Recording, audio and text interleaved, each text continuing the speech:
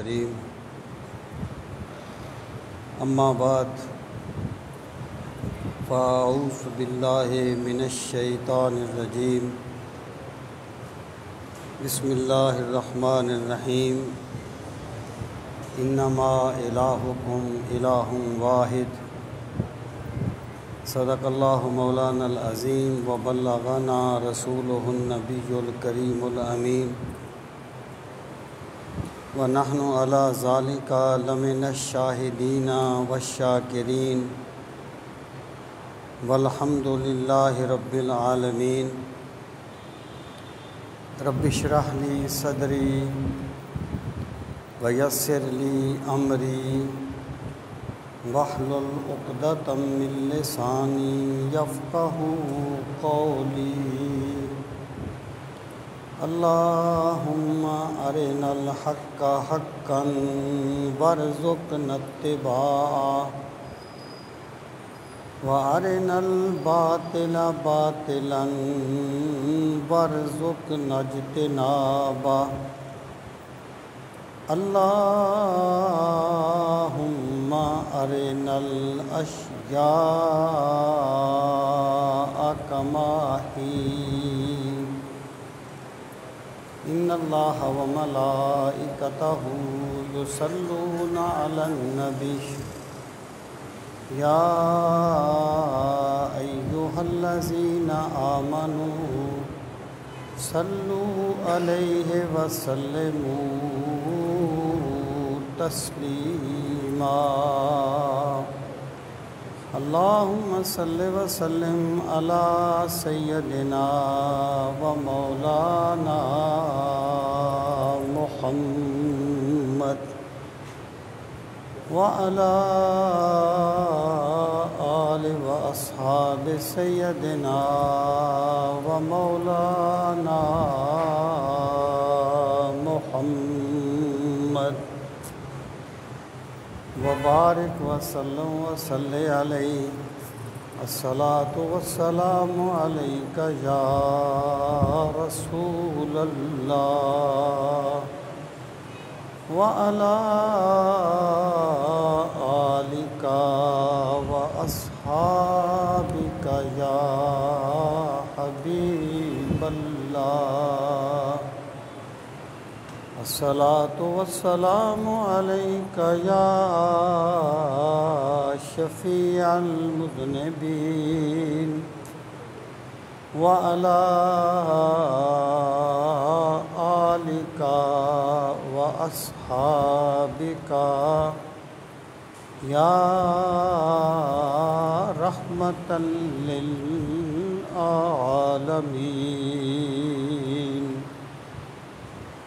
صلی اللہ علی محمد عدد ما ذکرہ الذاکرون وعدد ما غفل عن ذکرہ الغافلون۔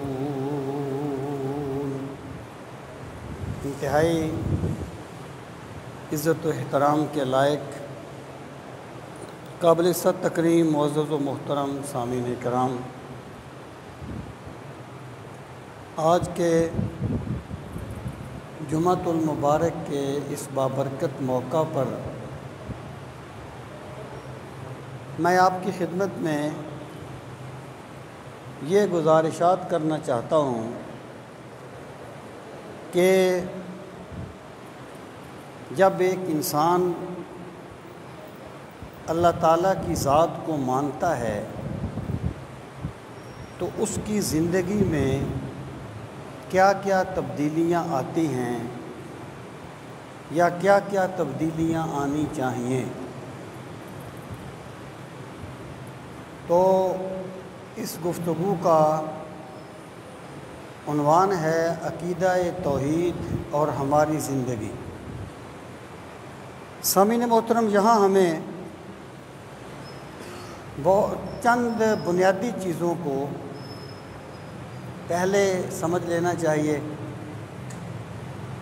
سب سے پہلے یہ ہے کہ عقیدہ توحید ہے کیا چیز، اور اسلامی تعلیمات کے مطابق اس سے مراد کیا ہے،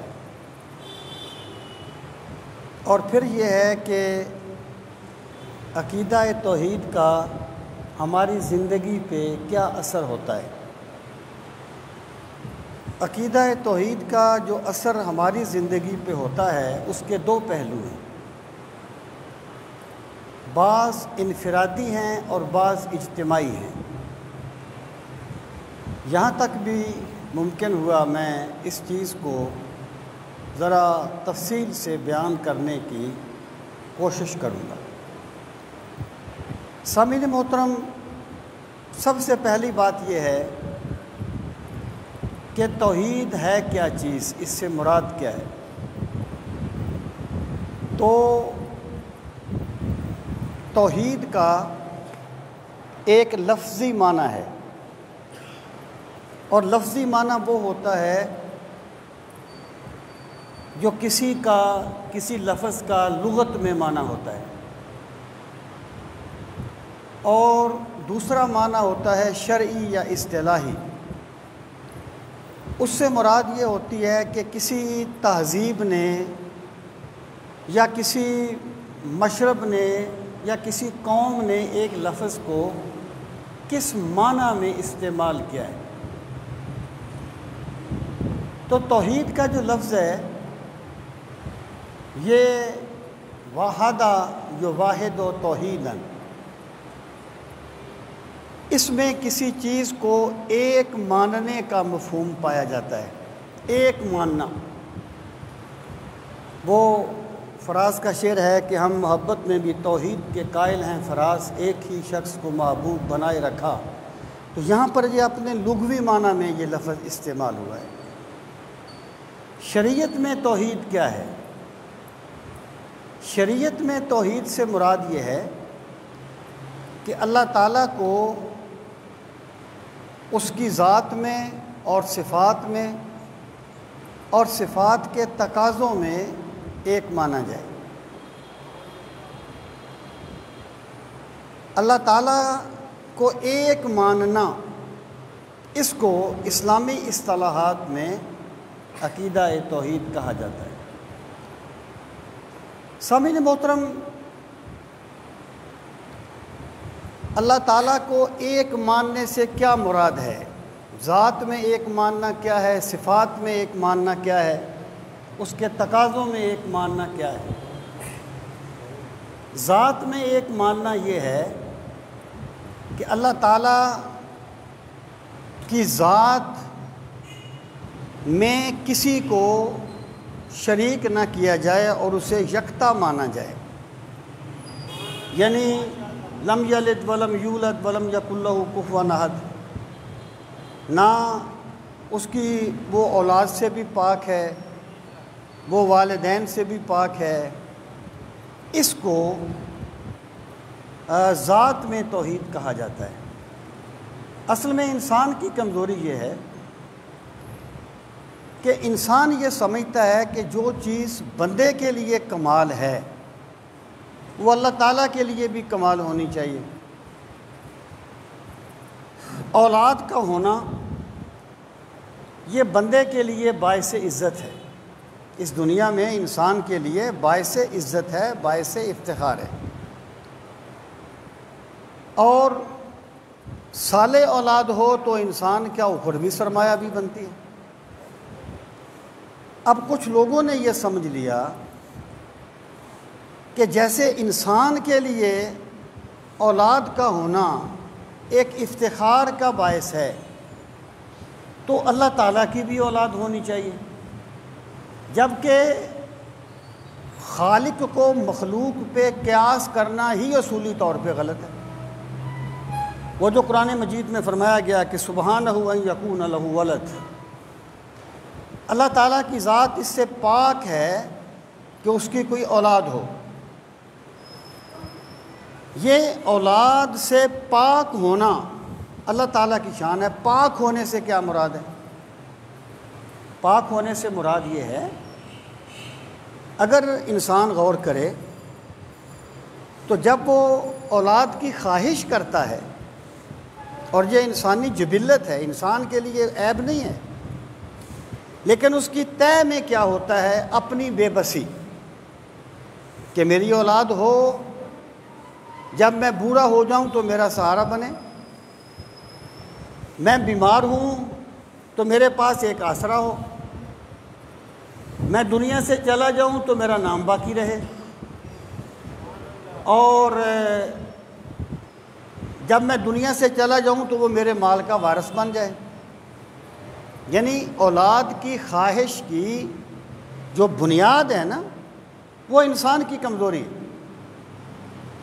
اور دوسری بات یہ ہے کہ جس طریقے سے والدین کے حقوق ہوتے ہیں، اس طریقے سے اولاد کے بھی حقوق ہوتے ہیں۔ یعنی اگر والدین کا حق ہے کہ ان کا احترام کیا جائے، تو اولاد کا بھی حق ہے کہ ان میں برابری کی جائے۔ یعنی جس طریقے سے والدین کے حقوق ہیں، اس طریقے سے اولاد کے بھی حقوق ہوتے ہیں۔ اگر اللہ تعالیٰ کی اولاد مان لی جائے تو اس کا مطلب یہ ہے کہ آپ نے یہ مان لیا کہ کوئی ہے جس کا اللہ پر کوئی حق ہے، جبکہ میرے رب پہ کسی کا کوئی حق نہیں ہے۔ وہ جس کو بھی دیتا ہے محض اپنے کرم سے دیتا ہے، اپنی رحمت سے دیتا ہے۔ اگر اولاد مان لی جائے تو پھر ماننا پڑے گا کہ اس کا کوئی حق ہے، یعنی کسی کا اس پر حق ہے۔ یا جیسے انسان سوچتا ہے کہ میرا سہارا بنے گا، پھر یہ بے بسی ماننے کا تصور جاتا ہے۔ اللہ تعالیٰ کی ذات ہر کمزوری سے بھی پاک ہے اور ہر بے بسی سے پاک ہے، اس لیے نہ اس کی کوئی اولاد ہے، نہ اس کا کوئی والد ہے، اور نہ اس کی کوئی والدہ ہے، وہ ان چیزوں سے پاک ہے۔ اس کو کہا جاتا ہے اللہ تعالیٰ کو ذات میں ایک ماننا، یا توحید فی ذات۔ اس کے بعد ہے توحید فی صفات۔ اللہ تعالیٰ کو اس کی صفات میں ایک ماننا، یہ بڑے غور کرنے کی بات ہے۔ اس کو نہ سمجھنے کی وجہ سے بہت سا فساد پیدا ہوتا ہے۔ اللہ تعالیٰ کو صفات میں ایک ماننے سے مراد یہ ہے کہ بندہ یہ عقیدہ رکھے کہ جس طرح کی اللہ تعالیٰ کی صفات ہیں اس طرح کی اور کسی کی نہیں ہے۔ یعنی جیسے اللہ تعالیٰ اپنی ذات میں یکتا ہے، واحد ہے، یکتا ہے، اسی طرح اللہ تعالیٰ اپنی صفات میں بھی یکتا ہے۔ مثلا کہ اللہ تعالیٰ کی ایک صفت ہے کہ وہ سنتا ہے اور دیکھتا ہے، سمیع بصیر ہے۔ اب سنتا تو بندہ بھی ہے اور دیکھتا بھی بندہ ہے، تو کیا کسی بندے کو سمیع مان لینا یہ اللہ تعالیٰ کی توحید فی صفات کے منافی ہے؟ اللہ تعالیٰ خود فرماتا ہے فَجَعَلْنَاهُ سَمِيعًا بَصِيرًا إِنَّا خَلَقْنَا الْإِنسَانَ مِن نُطْفَةٍ أَمْشَاجٍ نَبْتَلِيهِ فَجَعَلْنَاهُ سَمِيعًا بَصِيرًا، کہ ہم نے انسان کو ایک مخلوط نطفہ آب سے پیدا کیا اور پھر ہم نے اسے مختلف مراحل سے گزارا۔ فَجَعَلْنَاهُ سَمِيعًا بَصِيرًا، پھر ہم نے اسے ایسا بنا دیا کہ وہ دیکھتا بھی ہے، وہ سنتا بھی ہے۔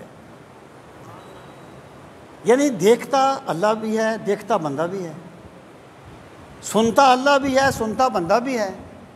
اللہ لا الہ الا هو الحی القیوم، اللہ تعالیٰ زندہ ہے، زندہ بندہ بھی ہے۔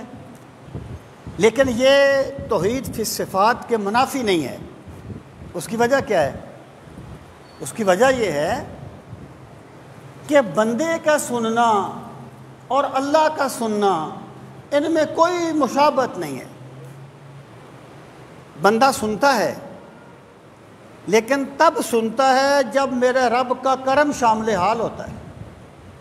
بندہ دیکھتا ہے لیکن تب دیکھتا ہے جب میرے مولا کا کرم اس کی دستگیری فرماتا ہے۔ بندہ زندہ ہے لیکن بندے کو زندگی کی بھیک میرے رب کی بارگاہ سے ملی ہے۔ اور بندہ سنتا ہے ایک محدود دائرے میں سنتا ہے، یعنی وہ یہاں بیٹھ کر کوئی 5 میل دور کی تو باتیں نہیں سن لے گا نا، ایک محدود دائرے میں سنتا ہے، اور ایک مخصوص وقت میں اس نے سننا شروع کیا اور مخصوص وقت تک سنے گا، جبکہ میرے رب کی شان یہ ہے کہ وہ اپنی کسی صفت میں کسی کا محتاج نہیں ہے۔ وہ جو فرمایا گیا نا اللہ الصمد، اللہ بے نیاز ہے، تو بے نیاز سے یہ مطلب نہیں ہے کہ اس کو پرواہ نہیں ہے۔ وہ کہے گا نیکوں کو دوزخ میں ڈال دو، بروں کو جنت میں ڈال دو، جنت دے دو، محنتی کو رسوا کر دو، ایک ہڈ حرام کو یہ چیز دے دو۔ بے نیازی سے یہ مراد نہیں ہے۔ بے نیازی سے مراد ہے وہ ذات جس کے سب محتاج ہوں اور وہ کسی کا محتاج نہ ہو، اسے الصمد کہا جاتا ہے۔ بندہ ہے نا، بندہ یہ اپنی زندگی گزارنے کے لیے اتنی چیزوں کا محتاج ہے کہ شمار نہیں کر سکتا۔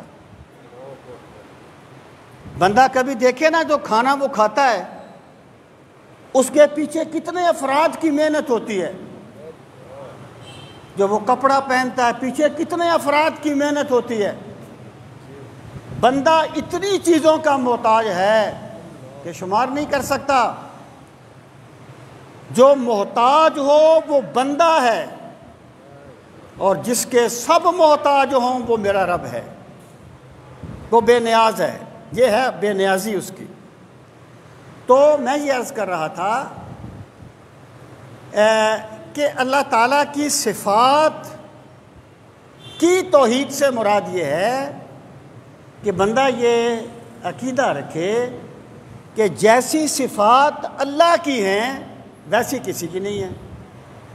اگر کسی نے مان لیا کہ جیسے اللہ تعالیٰ ہمیشہ سے سنتا ہے، ہمیشہ دیکھتا ہے، اپنی سماعت میں کسی کا محتاج نہیں ہے، تو شرک ہوگا۔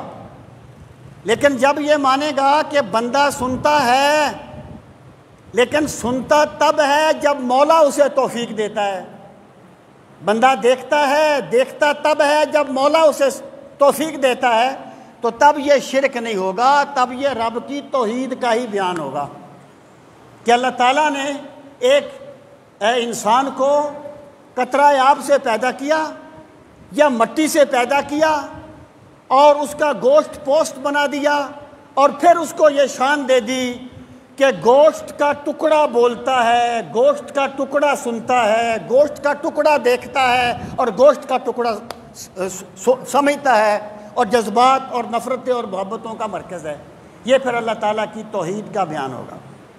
سامعین محترم، یہ ہو گئی صفات میں توحید۔ یہ کچھ میں شرک میں جا کے اس کی مزید وضاحت کرتا ہوں۔ اب آ جائیں کہ توحید کے جو اللہ تعالیٰ کی توحید کے تقاضے ہیں ان میں توحید کیا ہے؟ بڑی سمپل سی بات ہے کہ اللہ تعالیٰ کی توحید کے تقاضے جو ہیں نا، انہیں واحد ماننے سے مراد یہ ہے کہ جو ان کا تقاضا ہے ان میں کسی کو شریک نہ کیا جائے۔ مثلا ایک بندہ یہ مانتا ہے کہ رازق اللہ تعالیٰ ہے، اب بندہ رازق تو اللہ کو مانے لیکن رزق کسی اور سے مانگتا رہے۔ بندہ یہ تو مانے کہ عزتیں میرے رب کے ہاتھ میں ہیں، اور پھر وہ عزتوں کی جھولی کسی بندے کے آگے پھیلاتا رہے، اس کو کہا جائے گا یہ توحید کے جو تقاضے ہیں نا ان کو واحد نہیں مان رہا، اور اللہ تعالیٰ کو اس کی توحید کے تقاضوں میں یکتا نہیں مان رہا۔ تو یہ توحید کی 3 قسمیں ہیں۔ سامعین محترم، اب آ جائیں شرک کیا ہے، یعنی توحید کا جو متضاد ہے وہ شرک ہے۔ شرک کیا ہے؟ بالکل توحید کا متضاد، اللہ تعالیٰ کی ذات میں کسی کو شریک ٹھہرانا، اس کی صفات میں کسی کو شریک ٹھہرانا، یا صفات کے تقاضوں میں کسی کو شریک ٹھہرانا۔ ذات میں شرک کیا ہے؟ جیسے وقالت الیہود عزیر ابن اللہ وقالت النصارى مسیح ابن اللہ، کہ یہود نے کہا عزیر اللہ کا بیٹا ہے اور نصارہ نے کہا مسیح اللہ کا بیٹا ہے، اور مشرکین مکہ یہ کہتے تھے فرشتے اللہ کی بیٹیاں ہیں۔ یعنی اس میں بیسیکلی وہی چیز تھی کہ ان کا خیال یہ تھا کہ اللہ کے لیے اولاد ہونی چاہیے، کیونکہ اولاد تو انسان کا بڑا شرف ہے اور بڑا کمال ہے۔ انسان کا المیہ یہ ہے کہ اس نے غیب کے تصورات وحی سے لیے ہیں، لیکن اس پر حاشیے اپنی طرف سے چڑھاتا ہے۔ یعنی اگر نبیوں نے نہ بتایا ہوتا کہ فرشتے ہیں تو بندہ کیسے جانتا کہ فرشتے ہیں؟ اگر انبیاء نے فرشتوں کے بارے میں نہ بتایا ہوتا تو بندہ کیسے جانتا اپنے علم سے کہ فرشتے ہو سکتے ہیں؟ تو فرشتے ہونے کا عقیدہ وحی سے لے لیا اور انہیں اللہ کی بیٹیاں بنانے کے لیے اپنے پاس سے حاشیے چڑھا لیے۔ تو یہ ذات میں شرک ہے۔ سامعین محترم، اب آ جائیں صفات میں شرک کیا ہے، اور اس سے ہمیں بہت سی چیزیں سمجھ آئیں گی۔ صفات میں شرک یہ ہے کہ جیسے اللہ تعالیٰ کی صفات ہیں، کسی میں ویسی صفات ماننا یہ شرک ہے۔ اب دیکھیے کہ ایاک نعبد و ایاک نستعین، اے اللہ ہم تیری عبادت کرتے ہیں اور تجھی سے مدد مانگتے ہیں۔ عبادت کے لیے تو شرط ہے کہ معبود صرف ایک ہے، یعنی عبادت صرف اللہ کی ہو سکتی ہے، کیونکہ نہ کوئی معبود ہوگا نہ کسی کی عبادت کی جائے گی۔ جبکہ جو مستعان ہے، میں یہاں پر یہ بات بھی عرض کر دوں کہ اس جو آیہ کریمہ کا پس منظر ہے نا، حضرت شاہ عبدالعزیز محدث دہلوی تفسیر عزیزی میں فرماتے ہیں، اور اللہ تعالیٰ نے شاہ عبدالعزیز کو قرآن کا بہت بڑا فہم عطا کیا تھا۔ ان کی تفسیر مکمل نہیں ہے، پہلے 2 پارے ہیں، آخری 2 پارے ہیں، لیکن سمجھ آتی ہے کہ اللہ نے اسے کتنا شرح صدر سے نوازا تھا تفسیر کے باب میں۔ وہ فرماتے ہیں یعنی یہ اس آیت کا جو اولی مفہوم ہے، ایک ہوتا ہے کسی آیت کا اولی مفہوم، پھر ہوتا ہے اس کا توسیعی معنی، یعنی یہاں پر اس کا اطلاق ہو جاتا ہے۔ وہ فرماتے ہیں کہ پہلے بندے نے یہ دعویٰ کیا ایاک نعبد، پروردگار ہم صرف تیری عبادت کرتے ہیں۔ کہتے ہیں اس میں ایک ادعا تھا، ایک دعویٰ پایا جاتا تھا کہ مالک میں کسی اور کی عبادت نہیں کرتا۔ یہ ایک قسم کی بڑی بات تھی۔ پھر اللہ پاک نے سکھایا اس کے بعد یہ کہو وَإِيَّاكَ نَسْتَعِينُ، کہ میرے مالک ہم تجھی سے مدد مانگتے ہیں کہ ہم تیرے سوا کسی کی عبادت نہ کریں۔ یعنی ایاک نستعین کا اولی جو مصداق ہے وہ ایاک نعبد ہے، کہ جو بندے نے کہا تھا کہ پروردگار میرا سر تیرے سوا کسی کے آگے نہیں جھکتا، تو میرے مالک مجھے وہ ایمان دے دے کہ میرا سر تیری ذات کے آگے تو جھکے، تیرے سوا کسی کے آگے نہ جھکے۔ تو یہ اس کا اولی مفہوم ہے۔ اس کے بعد آگے آ جائیں کہ مستعان، مدد مانگنا۔ اگر کوئی بندہ یہ کہے کہ جس طریقے سے اللہ تعالیٰ بندوں کی مدد کرتا ہے اسی طریقے سے کوئی اللہ تعالیٰ کا پیغمبر، کوئی اللہ تعالیٰ کا ولی، کوئی مقرب مدد کرتا ہے تو شرک ہوگا۔ لیکن اگر اس نے یہ مانا کہ مدد اللہ کرتا ہے، بندے صرف سبب بنتے ہیں اور صرف ذریعہ بنتے ہیں، یعنی کیا یہ حقیقت نہیں ہے کہ ہم زندگی کے کاموں میں اتنے لوگوں سے مدد مانگتے ہیں کہ یار میں پھنس گیا ہوں میری مدد کریں؟ تو یہ جو ہے نا مدد مانگنا، اللہ جیسی مدد کسی سے مانگی جائے، وہ مولانا نعیم الدین مراد آبادی رحمۃ اللہ تعالی علیہ کی ایک کتاب میں نے کبھی پڑھی تھی زمانہ طالب علمی میں، اب تو پتہ نہیں وہ کدھر گئی ہے، اس کا نام تھا اطیب البیان فی رد تقویت الایمان، اطیب البیان۔ اس میں وہ فرماتے تھے، یعنی اس وقت یہ بات مجھے عجیب سی لگی تھی لیکن اب مجھے وہ سمجھ آ رہی، وہ فرماتے تھے لوگ کہتے ہیں کہ مزاروں پہ جانا شرک ہے، وہ فرماتے بھی شرک کہتے ہیں کہ جو چیز اللہ کے لیے خاص ہو اس میں کسی کو شریک کیا جائے۔ تو کیا اللہ کا کوئی مزار ہے کہ صرف اللہ کے مزار پہ جانا چاہیے؟ اگر تم کسی اور کے مزار پہ گئے تو شرک ہو جائے گا۔ یعنی شرک کی ڈیفینیشن ہی یہاں نہیں آتی، جو لوگوں نے یہ خام خواہ باتیں بنائی ہوئی ہیں۔ تو شرک کیا ہے؟ شرک یہ ہے میرے بھائی، اللہ جیسی صفات کسی میں ماننا۔ پھر لوگ یہ کہہ دیتے ہیں کہ دیکھو ایک ہوتا ہے تحت الاسباب، تحت الاسباب کا مطلب یہ ہے وہ کام جو اسباب کے تحت ہوتے ہیں، اور ایک ہوتا ہے فوق الاسباب کہ وہ کام جو اسباب سے اوپر ہیں۔ مثلا ایک بندے نے یہاں کہا کہ یار یہ میرا گھوڑا بھاگ گیا ہے، میری مدد کر دیں اور اس کو پکڑنے میں میری مدد کریں، تو کہتے ہیں بندہ بندے کے لیے گھوڑا پکڑنے میں مدد کر سکتا ہے۔ ایک بندے نے کہا کہ یار میں اس طریقے سے مالی حالات کا شکار ہو گیا ہوں، اتنے مجھے پیسے دے دے میری مدد کر دیں، تو بندہ بندے کو پیسے دے سکتا ہے۔ یہ تحت الاسباب ہے، یعنی جو کام ایک بندہ کر سکتا ہے وہ تحت الاسباب ہے، اور جو کام ایک بندہ روٹین میں نہیں کر سکتا وہ فوق الاسباب ہے۔ یعنی یہ تو صحیح ہے کہ ہم نے یہاں کہہ دیا کہ جی میری مدد کرو، لیکن ایک بندہ یہ کہتا ہے اغثنی یا رسول اللہ، اے تاجدار مدینہ میری مدد کیجئے، کہتے ہیں یہ تو فوق الاسباب ہے نا، یہ اسباب میں تو نہیں آتا۔ یا شیخ عبد القادر جیلانی میری مدد کیجئے، یہ تو فوق الاسباب ہے، یہ تو تحت الاسباب میں نہیں آتا۔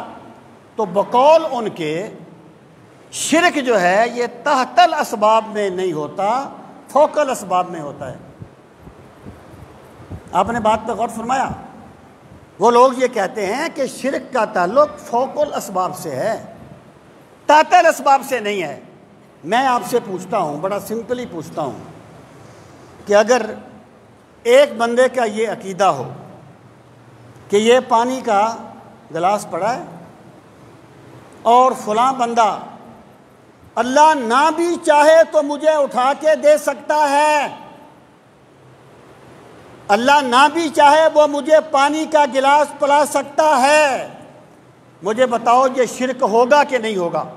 ہوگا، ہے تو تحت الاسباب نا، شرک ہوگا۔ میرے بھائی شرک کا تعلق تحت الاسباب یا فوق الاسباب سے نہیں ہے، شرک کا تعلق عقیدے کے ساتھ ہے۔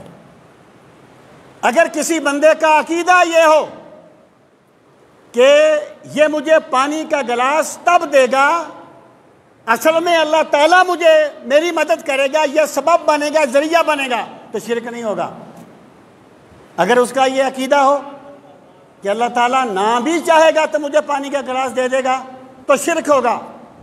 میرے بھائی اگر کسی بندے کا عقیدہ ہو کہ میں یہاں بیٹھ کے اغثنی یا رسول اللہ پکاروں تو اللہ تعالیٰ سرکار کو اس کی خبر بھی دے گا اور سرکار اس کا ذریعہ بھی بنیں گے، لیکن مدد اللہ تعالیٰ کرے گا، تو شرک نہ تحت الاسباب میں ہوگا نہ فوق الاسباب میں ہوگا۔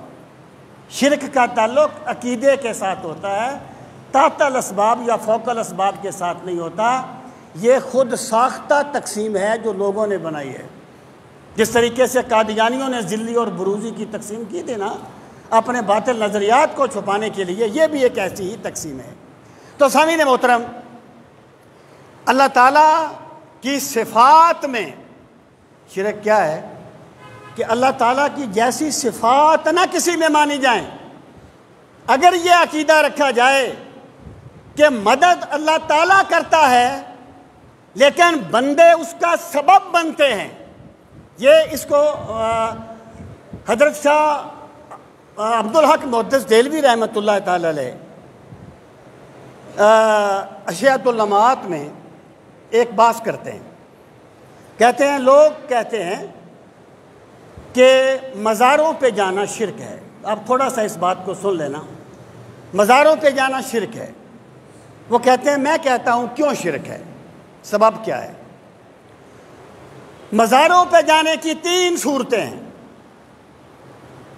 یا تو بندہ جائے گا اور وہ جس طریقے سے کسی قبر پہ جاتا ہے اور قبر کو دیکھتا ہے, تو سرکار نے فرمایا کہ قبروں پہ جایا کرو, یہ آخرت کو یاد دلاتی ہیں.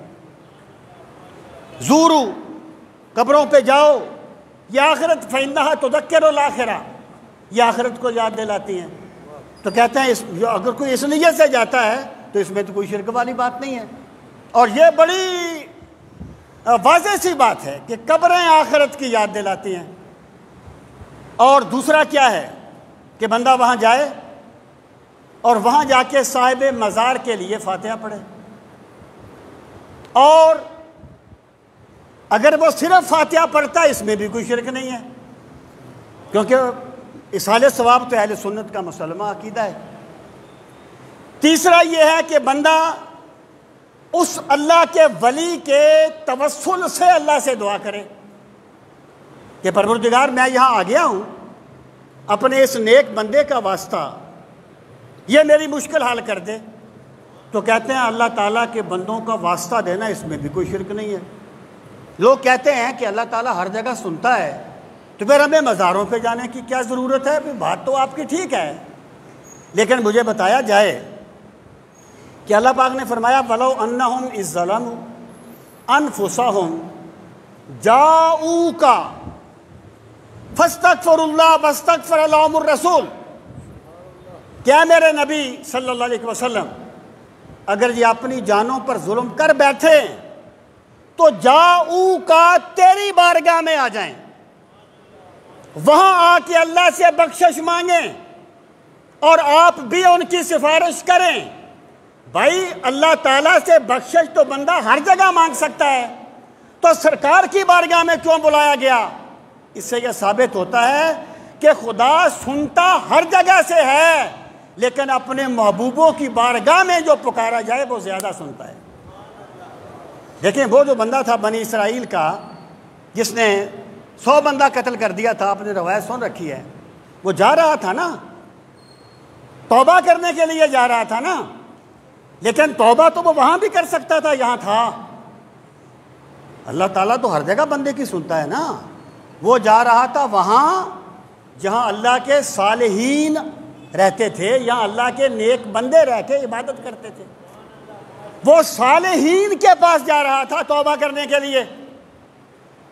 تو جب اس کی موت کا وقت آ گیا تو اگرچہ اگلا فاصلہ زیادہ تھا, لیکن میرے رب نے فرشتوں سے فرمایا اس کو سمیٹ دو, کیونکہ یہ میرے صالحین کے پاس توبہ کرنے کے لیے جا رہا تھا. تو میرے بھائی اگر وہ یہ کہتا ہے تو اس میں بھی کوئی شرک والی بات نہیں ہے. اب اگلی بات پہ آ جائیں کہ بندہ یہ کہتا ہے کہ میں یعنی وہ صاحب مزار سے مخاطب ہوتا ہے, وہ کہتا ہے داتا حضور یہ میری مشکل حل کر دیں. اس کا قطعاً یہ عقیدہ نہیں ہے کہ اللہ تعالیٰ نہ بھی چاہے تو میرا یہ کام ہوگا. مسلمان ہے نا جی. دیکھیں بات کو سمجھنے کے لیے متکلم کو سمجھنا ہوگا. ہمارے علم کلام میں ایک بڑی واضح سی مثال ہوتی ہے کہ ایک جملہ ہے کہ انبت الربیع الزرع, کہ بہار آئی اور کھیتی اگ پڑی, یا بارش برسی اور فصلیں اگ پڑی. کہتے ہیں اگر یہ جملہ کہ بارش برسی اور فصلیں اگی, اگر یہ جملہ ایک مشرک کہے گا تو شرک ہوگا, کیونکہ وہ اللہ کو مانتا ہی نہیں. اگر یہی جملہ ایک موحد کہے گا تو توحید ہوگی, جملہ وہی ہے. لیکن موحد جب یہ کہتا ہے کہ بارش ہوئی اور فصل اگی, تو اس کا مطلب یہ ہے کہ اللہ نے بارش برسائی اور میرے رب نے فصلیں اگنے کا ذریعہ بارش کو بنا دیا. تو مواحد کا یہ کہنا توحید ہوگا اور مشرک کا یہ کہنا شرک ہوگا. جملہ وہی ہے بھائی. جب ایک بندہ مسلمان ہے وہ سوچ بھی سکتا ہے کہ اللہ نہ بھی چاہے تو یہ کام ہو سکتا ہے. اور پھر اگر وہ یہ کہتا ہے، اور میں یہ بات عرض کر دوں کہ آسن یہی ہے کہ بندہ وہ طریقہ اختیار کرے جس پہ کسی کو شبہ بھی نہ ہو. میرا سوال صرف یہ ہے کہ اگر کوئی بندہ ایسا کرتا ہے تو اس کا کیا حکم ہوگا؟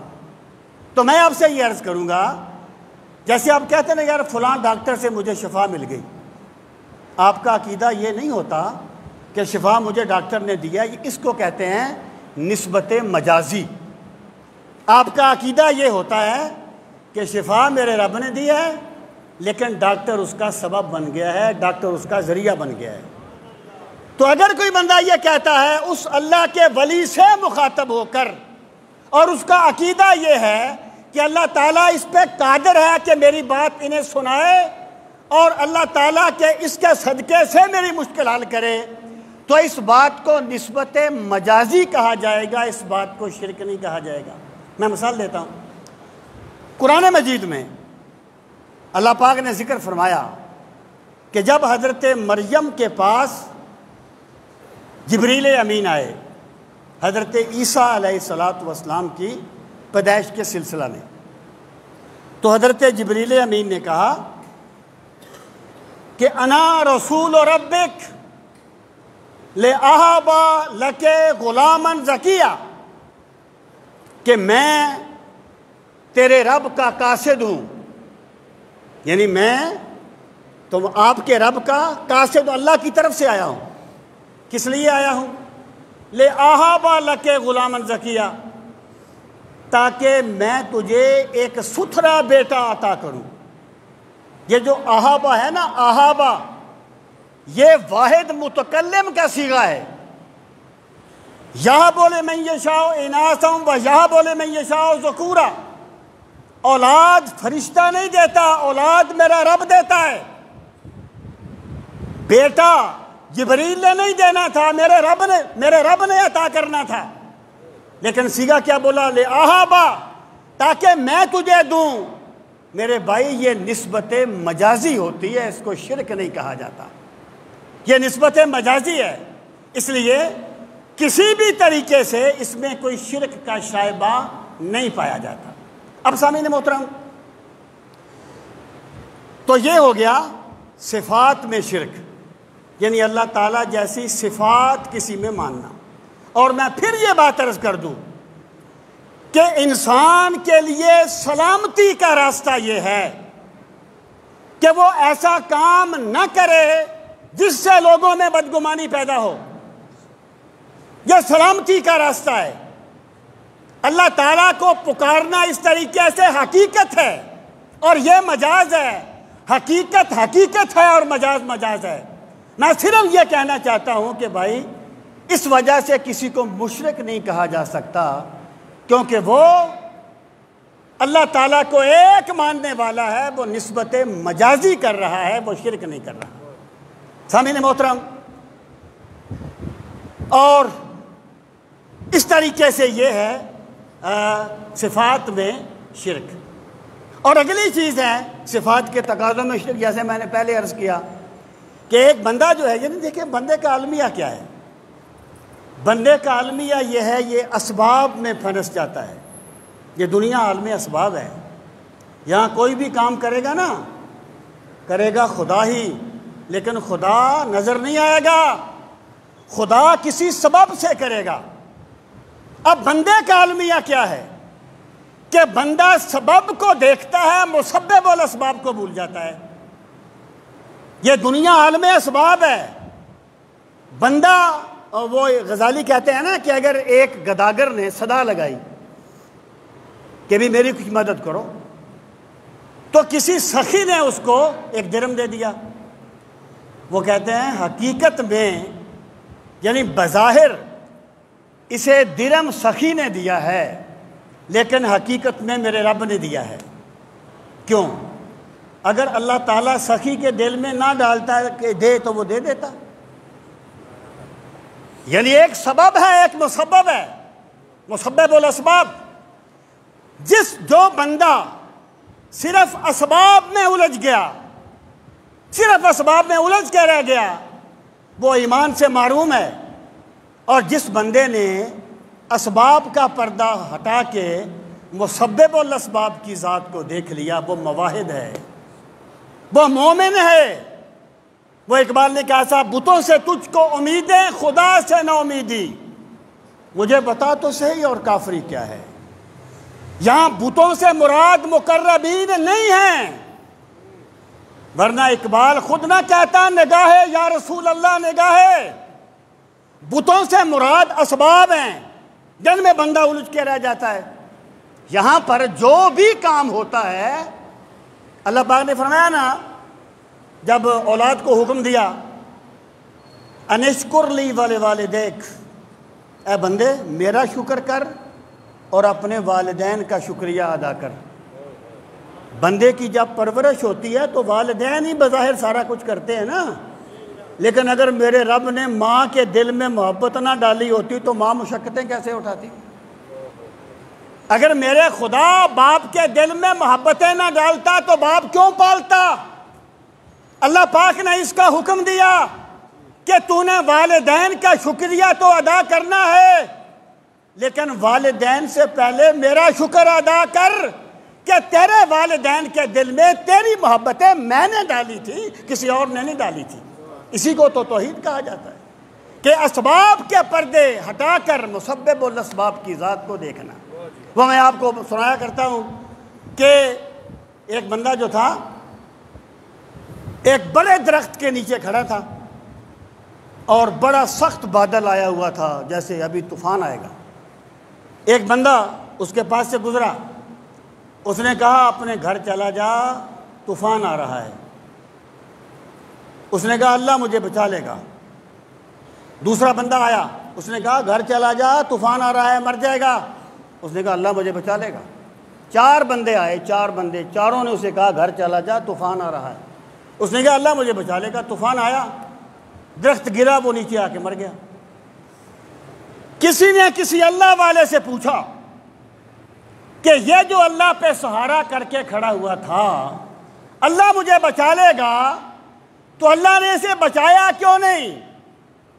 اس نے کہا اللہ نے اسے 4 مرتبہ کہا تھا طوفان آ رہا ہے، گھر چلا جا، مر جائے گا، اس نے اللہ کی بات مانی نہیں۔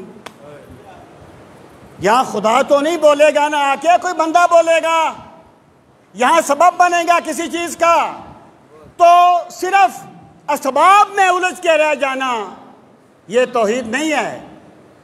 میں یہ سمجھتا ہوں کہ یہی تو کمال ہے ایمان کا، کہ بندہ دنیا میں رہے، اسباب کو استعمال کرے، لیکن اس کی نظر مسبب الاسباب کی ذات پہ رہے۔ یہی تو بندے کا کمال ہے۔ تو سامعین محترم، یہ توحید کا مفہوم تھا۔ اب اگلی بات پہ آ جائیں جو میرا اصل ٹاپک ہے کہ عقیدہ توحید۔ دیکھیں 2 قسم کے باتیں ہوتی ہیں۔ بعض چیزیں ایسی ہوتی ہیں جو بندے کے علم میں آ جائیں تو بندے کی معلومات میں اضافہ تو ہو جاتا ہے، لیکن بندے کی عملی زندگی پہ کوئی اثر نہیں پڑتا۔ مثلا آپ نے جان لیا کہ سندھ میں سب سے پہلے محمد بن قاسم آئے تھے۔ یہ محمد بن قاسم آئے یا محمود غزنوی آئے یا سب کچھ گین آیا، اس سے آپ کی عملی زندگی پہ کوئی اثر نہیں پڑے گا۔ یہ صرف آپ کی معلومات میں اضافہ کرے گا، صرف آپ کی معلومات میں اضافہ ہوگا۔ اور کچھ چیزیں ایسی ہوتی ہیں جب بندے کے علم میں آ جائے نا، پھر بندے کی زندگی بدل جاتی ہے، اس میں اس کا اثر نظر آتا ہے۔ یہ جو عقیدہ توحید ہے، یہ صرف ایک نظریہ نہیں ہے جو میں کہا کرتا ہوں، یہ کوئی سٹور میں رکھنے والی چیز نہیں ہے۔ بلکہ عقیدہ توحید وہ چیز ہے کہ جب بندے کے دل میں مولا کی ذات اتر جائے تو پھر بندے کا چلنا بھی بتاتا ہے کہ یہ رب کی عظمت کو ماننے والا ہے، بندے کا بولنا بھی بتاتا ہے کہ یہ مواحد ہے، بندے کا کاروبار بھی بتاتا ہے خدا کی عظمت کو ماننے والا ہے، اور بندے کے معاملات بھی بتاتے ہیں کہ یہ اللہ کے سامنے جھکنے والا ہے۔ عقیدہ توحید جو ہے یہ صرف کوئی وہ اقبال نے کہا تھا نا، بیان میں نقطہ توحید آ تو سکتا ہے، تیرے دماغ میں بت خانہ ہو تو کیا کہیے، اور مقام فقر ہے کتنا بلند شاہی سے، نظر کسی کی گدایا نہ ہو تو کیا کہیے۔ توحید کا جو عقیدہ ہے جب بندے کے من میں اتر جاتا ہے، دیکھیے میں آپ کو ایک اور مثال دیتا ہوں۔ جب رسول کریم صلی اللہ تعالیٰ علیہ وآلہ وسلم نے نبوت کا اعلان فرمایا، آپ نے اس وقت بڑے ایشو تھے جن پر آپ اپنی دعوت کی بنیاد رکھ سکتے تھے۔ غلاموں پہ بڑا ظلم ہوتا تھا، آپ فرماتے ہیں میں غلاموں کے ان کی حقوق دلانے کے لیے کھڑا ہوا ہوں، سارے غلام آپ کے ساتھ ہوتے۔ مختلف قبائل کی بات تھی، آپ کسی قبائل کے نمائندہ بن جاتے، اور یہ پیشکش آپ کو قریش کر چکے تھے، ہم آپ کو سردار بنا دیتے ہیں، لیکن میرے پاک نبی یہ قبیلوں کی سرداریاں لینے کے لیے نہیں آئے تھے، میرے پاک نبی کو تو میرے رب نے کائنات کا سردار بنا کے بھیجا تھا۔ بہت سی باتیں ہو سکتی تھی، عرب عجم کی ایک کشمکش تھی، آپ عرب کے نمائندہ بن جاتے، لیکن اگر آپ غلاموں کی نمائندگی کرتے ہوئے کھڑے ہوتے تو اس کا کوئی تعلق عرب و عجم کے ساتھ نہ ہوتا۔ اگر آپ کسی قبیلے کی وہ سرداری کرتے تو دوسرے قبیلے آپ کے مقابلے میں ہوتے۔ آپ نے سب سے پہلی جو بات کہی نا جی، وہ یہ فرمایا کہ لوگوں، میں تم پر ایک ایسا کلمہ پیش کر رہا ہوں، لا الہ الا اللہ محمد رسول اللہ، ایک ایسا کلمہ پیش کر رہا ہوں، اس کو مان لو، عرب بھی تمہارے غلام ہو جائیں گے اور عجم بھی تمہیں خراج دیا کریں گے۔ یعنی بنیاد کس پہ رکھی؟ عقیدہ توحید پہ، عقیدہ توحید پہ۔ کیوں؟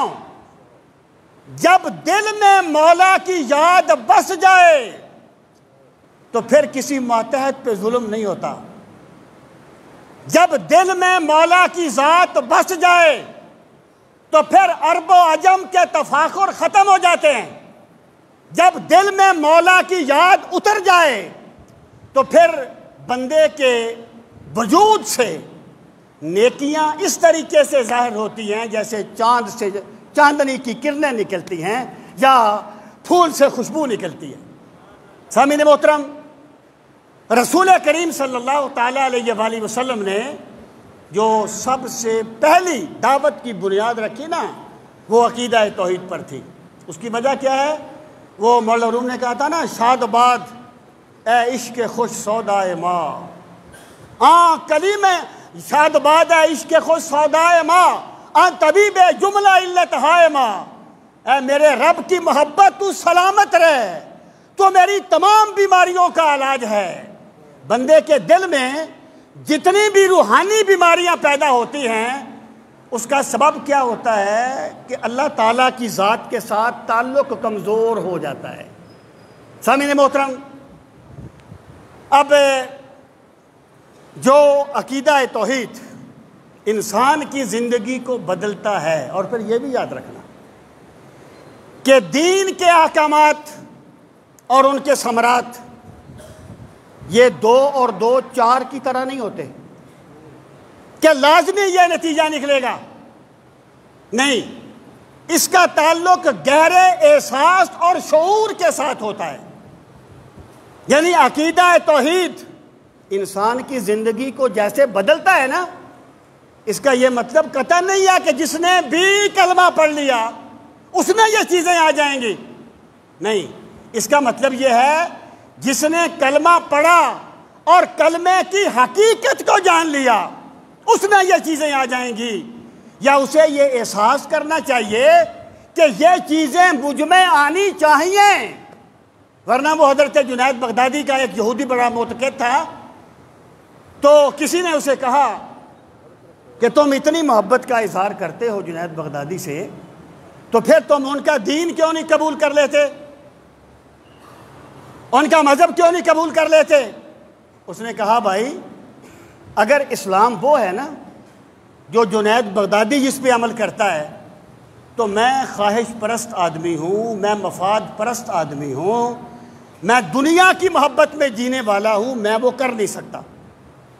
اور اگر اسلام وہ ہے جس پہ تم عمل کر رہے ہو تو پھر مجھ میں اور تم میں کوئی فرق نہیں ہے۔ اس پر کلام بھی ہو سکتا ہے، لیکن بیسک بات جو میں عرض کرنا چاہتا ہوں، مراد یہ ہے کہ جو عرب تھے نا، عرب مکے کے، جو بالخصوص مکے والے لوگ، ان میں جو کچھ بھی تھا منافقت نہیں تھی۔ اگر کلمہ طیبہ پڑھ کے اپنی مرضی کرنی ہوتی تو پھر بہت سے مشرک پڑھ لیتے، لیکن وہ سمجھتے تھے کہ لا الہ الا اللہ پڑھنے کا مقصد یہ ہے کہ بندے نے اپنے آپ کو بیچ دیا ہے اپنے مولا کے حضور۔ اب بندے نے اقرار کر لیا کہ مالک میرے وجود پہ، میرے وجود کا مالک میں نہیں ہوں، تو ہے، مرضی میری نہیں چلے گی، تیری چلے گی، حکم میرا نہیں تیرا چلے گا۔ اس نے اپنے آپ کو بیچ دیا ہے، اور جس نے محمد رسول اللہ پڑھ لیا اس نے اپنے آپ کو سرکار مدینہ کی بارگاہ میں بیچ دیا ہے کہ میری زندگی آپ کے احکامات کے مطابق چلے گی۔ یہ وجہ تھی کہ وہ کلمہ پڑھنے کا انکار کر دیتے تھے۔ تو سامعین محترم، عقیدہ توحید جو ہے جب یہ بندے کی زندگی میں آ جاتا ہے، وہ ایک صوفی نے کہا تھا کہ ہر گناہ چھوڑنے کے لیے 4 لفظوں کا وظیفہ کافی ہے۔ یعنی ویسے تو بندے کے اندر ایک ہے نا وہ بہانہ خور طبیعت، جو بھی گناہ کرے گا کوئی نہ کوئی ڈھونڈ لے گا، کوئی دلیل بنا لے گا، ضمیر اس کو روکتا ہے نا جی گناہ کرنے سے، پھر وہ کوئی نہ کوئی ہیلا بہانہ بنا لیتا ہے، کوئی نہ کوئی ہیلا بہانہ تراش لیتا ہے۔ لیکن جب ایک بندہ حقیقت میں اپنے اللہ رب العزت کی وحدانیت پہ ایمان لے آتا ہے تو صوفی نے کہا ہر گناہ چھوڑنے کے لیے 4 لفظوں کا وظیفہ کافی ہے۔ وہ 4 لفظ کیا ہیں؟ کہ خدا دیکھ رہا ہے۔ اگر کوئی کمزور بندہ ہے نا، اس کا بندہ حق مار سکتا ہے، تو سمجھ لے کہ اس کا حق تو میں مار رہا ہوں لیکن میرا خدا دیکھ رہا ہے۔ اگر بندہ کسی پہ ظلم کر رہا ہے کمزور پہ، وہ سمجھے کہ خدا مجھے دیکھ رہا ہے۔ جب وہ تنہائی میں کوئی گناہ کرے تو سمجھے کہ خدا مجھے دیکھ رہا ہے، تو پھر یہ ہو نہیں سکتا کہ خدا بھی دیکھے اور بندہ گناہ بھی کرتا رہے۔ تو یہ عملی زندگی انسان کی، اور یہی بندہ مومن کا کمال ہے۔ ایک حدیث پاک میں آتا ہے کہ قیامت کے دن جن بندوں کو اللہ تعالیٰ اپنے عرش کا سایہ نصیب فرمائے گا، ان میں ایک بندہ وہ ہوگا جو ایک گناہ کرنے پہ پوری طرح قادر تھا، کوئی نہیں دیکھ رہا تھا، اور پھر اس نے سوچا اور تو کوئی نہیں دیکھ رہا، میرا رب تو دیکھ رہا ہے۔ اس نے گناہ نہیں کیا، گناہ چھوڑ دیا رب سے ڈر کر، اللہ تعالیٰ اسے قیامت کے دن اپنے عرش کا سایہ نصیب فرمائے گا۔ وَلِمَنْ خَافَ مَقَامَ رَبِّهِ جَنَّتَانِ، جو اپنے رب کے حضور حاضری سے ڈر کر گناہ چھوڑ دے، اللہ فرماتا ہم اسے 2 جنتیں نصیب فرمائیں گے۔ تو وہ جو ہے نا عملی زندگی، وہ انشاءاللہ میں اگلے جمعے سے شروع کروں گا۔ آج میں نے یہ عرض کیا ہے کہ عقیدہ توحید کا مفہوم کیا ہے۔ اللہ تعالی ہم سب کو توحید کی نزاکتیں سمجھنے کی توفیق نصیب فرمائے۔